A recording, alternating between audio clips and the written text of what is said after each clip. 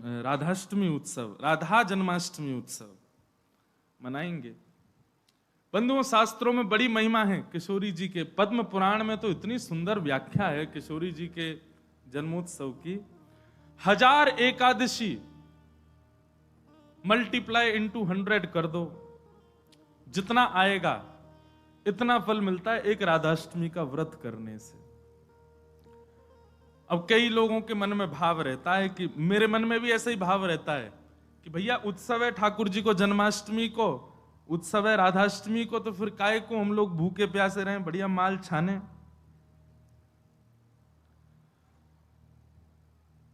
तो भाव तो रहता है, पर शास्त्रों में बड़ी महिमा है।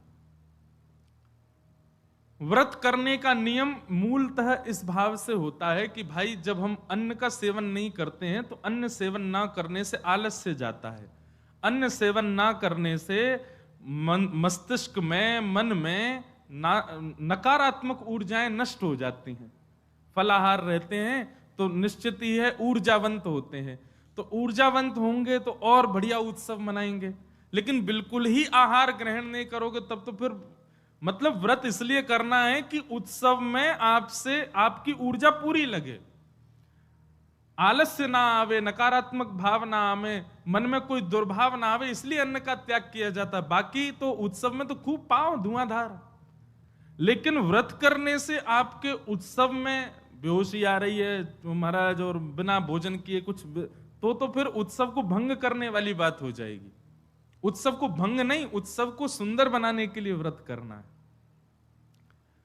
तो राधाष्टमी उत्सव पर इस बार व्रत निश्चित करो, हर बार ही करो। वैसे तो शास्त्रों में दशावतारों में 4 अवतारों के व्रत करने की आज्ञा दी है, रामनवमी और नृसिंह चतुर्दशी, कृष्ण जन्माष्टमी और वामन द्वादशी।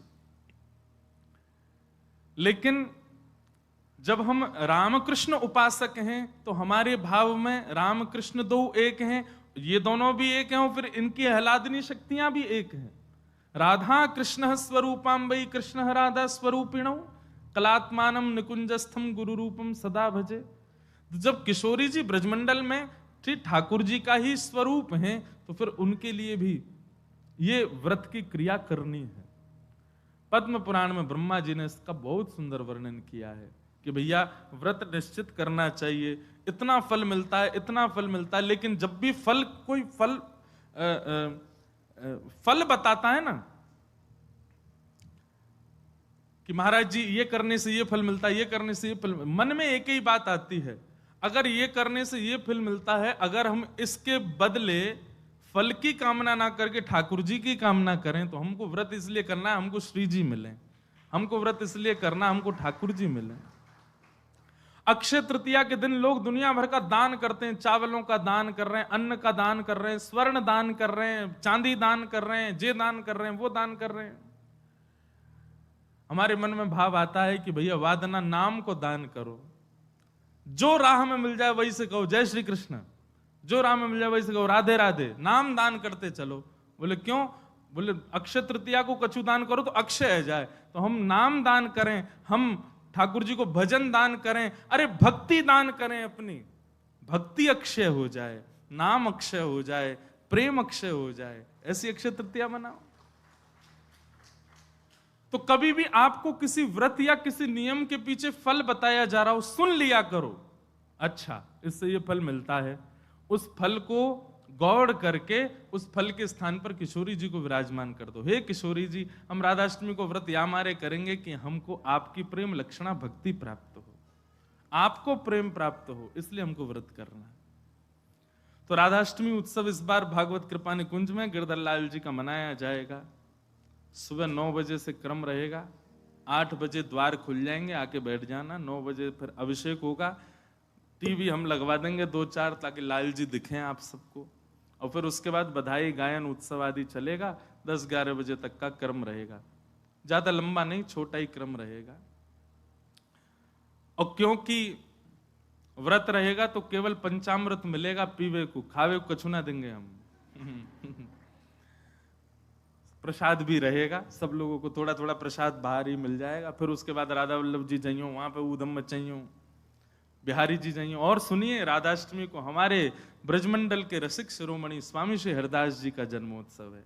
फिर तटीय स्थान जाना, तटीय स्थान जाकर के स्वामी जी महाराज को प्रणाम करके आना, वहां पर खूब निधिवन राज जाना, निधिवन में जाके स्वामी जी को प्रणाम करके आना। राधाष्टमी का उत्सव तो जन्माष्टमी से भी बड़ा होता हमारे ब्रजमंडल में। तो ऐसे राधाष्टमी का भाव। अब कई लोग पूछ रहे हैं कैसे क्रम होना चाहिए, तो देखो ठाकुर जी का जन्मोत्सव मनाया जाता रात्रि 12 बजे, पर किशोरी जी जो हैं ये उदिया भाव से प्रकट हुई, मतलब सूर्य उदय जैसे ही सूर्य की प्रथम किरण पड़ी है पृथ्वी पर, बस हल्के हल्के सूर्य उदय हुआ, तभी किशोरी जी का प्रादुर्भाव हुआ। तो एक प्रकार से नहीं सुन लो, ताली बाद में बजा ले। सुबह 4:30 बजे, 4-4:30 बजे आप सबको, अगर घर में किशोरी जी विराज रही हैं स्वच्छंद भाव से, तो किशोरी जी को अभिषेक करना। वैसे हम तो दोनों उनको ही कर दें, जन्माष्टमी पे भी युगल सरकार घर के ठाकुर जी जो हैं युगल राधा कृष्ण उनको करें, और राधाष्टमी पर भी दोनों उनको ही करें। अगर घर में केवल लड्डू गोपाल विराज रहे, केवल ठाकुर जी मुरली मनोहर लाल जी विराज रहे, त्रिभंगलली ठाकुर जी, तो भी उनको अभिषेक करो, उन्हीं को ही श्री जी स्वरूपा मान करके उनको अभिषेक करो।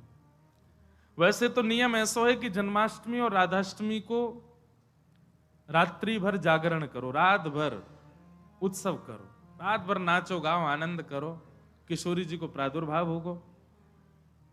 और किशोरी जी वास्तव में सेनावस्था में हो, कमल के पुष्प ले आओ और सुंदर सुंदर कमल के पुष्पन के बीच में किशोरी जी के श्री विग्रह को विराजमान रखो, वही में ही पौढ़ाओ, क्योंकि ऐसा भाव शास्त्र में है कि कमल के मध्य से ही किशोरी जी प्रकट भई।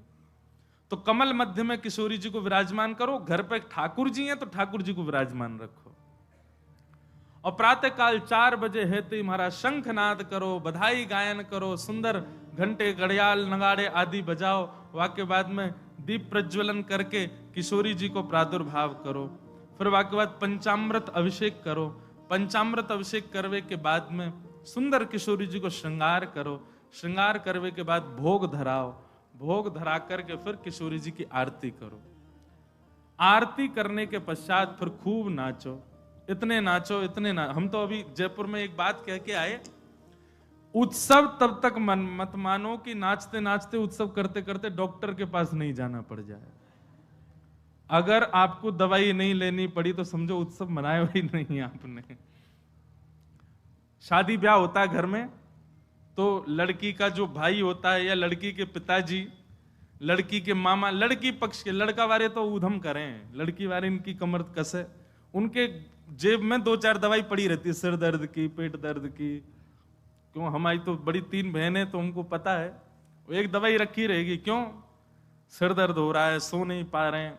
तो तभी ब्याह माना जाता है जब पिता और भाई ये बिल्कुल श्रमित हो जाएं, तब लगता है हाँ ब्याह हुआ।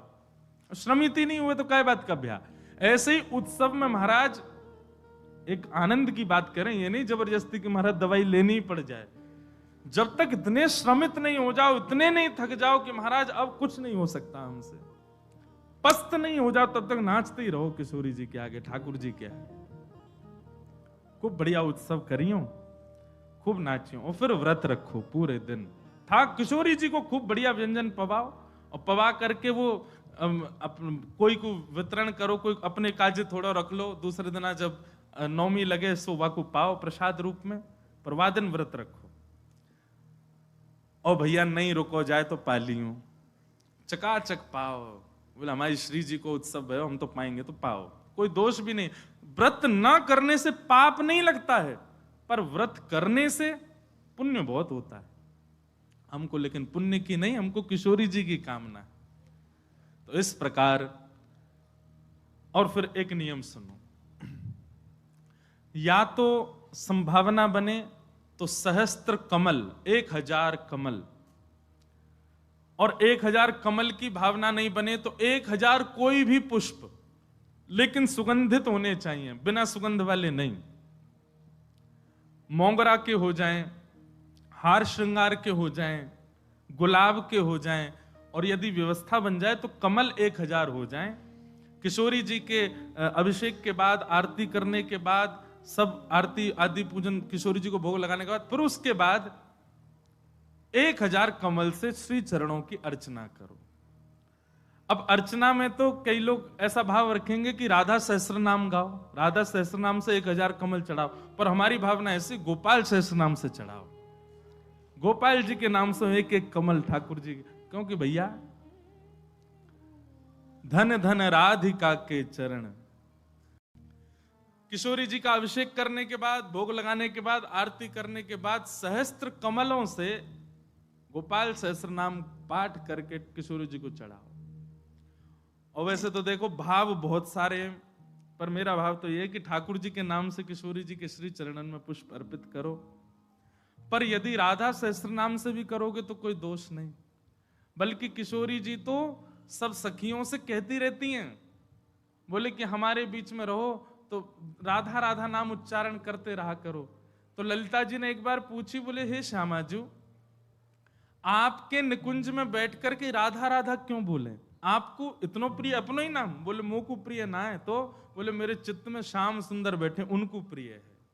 तो राधा राधा आप उच्चारण करेंगे तब मेरे चित्त में विराजमान ठाकुर जी सुनेंगे तो उनको सुख मिलेगा, उनके सुख के लिए मेरो नाम गाओ। तो यदि राधा सहस्त्र नाम से भी अर्चना करो तो भी ठाकुर जी प्रसन्न होंगे, और गोपाल सहस्त्र नाम से करो तो श्री जी प्रसन्न होंगे। तो दोनों भाव से आपको जो बढ़िया लगे। और कई भगत तो ऐसे भी यहाँ बैठे हैं, वो तो 2000 कमल लाएंगे, पहले राधा सहस्त्र नाम फिर गोपाल सहस्त्र नाम, दोनों उनको प्रसन्न कर देंगे। तो इस प्रकार किशोरी जी का भाव रखना और फिर पूरे दिन बढ़िया उत्सव मनाना। यहीं आ जाना 9 बजे, फिर राधा वल्लभ जी जाना, तटिया स्थान जाना, पूरे दिना ब्रजमंडल को ही रखियो वादना, तो ब्रज तज और कोई भावना चित्त में आवे ही नहीं। ऐसा भाव किशोरी जी के जन्मोत्सव पर रखिएगा। आप सब लोग खूब भाव से राधाष्टमी जन। और एक बात तो मैं भूल ही गया, हाँ, दान जरूर करना। ब्राह्मणों को बुला करके, घर में कुछ संत जनों को बुला करके, स्वयं मत पाना पकवान, उनको पवाना, उनको खूब दान दक्षिणा देना। काय बात की? बोले बधाई है, हमारी लाडली जी प्रकट भई है, वाकई बधाई बांटते रहो। नहीं तो कछु नहीं चले तो 10-10 की गड्डी ले लियो और पूरे टम्पू और रक्सान में घूमते सबन को बांटते चलो, लो भैया हमारी लाडली जू की बधाई है। अरे उत्साह, ये तो मैं बता रहा हूं मंच से, ये बताने वाली बात नहीं, आपके मन में अपने आप आनी चाहिए ये सब बातें। हमारी लाडली जी प्रकट भैया, हम कहा करें आज।